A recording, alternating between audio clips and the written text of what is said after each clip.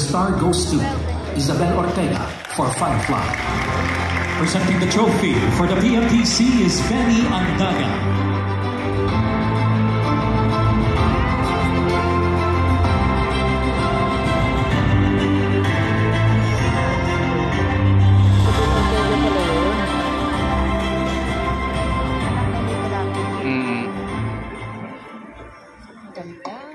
Hello po, good evening po sa inyong lahat. Of course, thank you so much PMPC for this recognition. And gusto ko lang po i-share, very sentimental po itong stage na ito kasi dito po ako nag-graduate ng high school.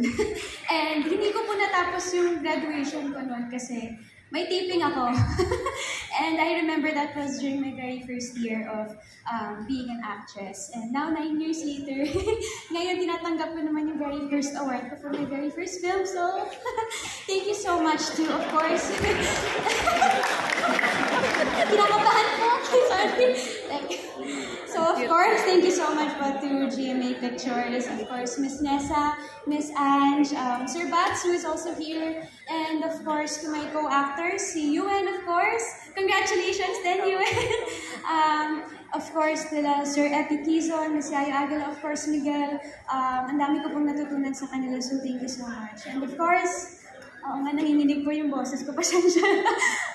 Of course, to my GMA bosses po, Miss Annette, Miss Joy, my manager, Sir Da, Miss Mean, Ate Dayan, and of course, kila Miss Lilibet po, Miss Gigi, Miss Helen, who have all trusted me. Thank you so much.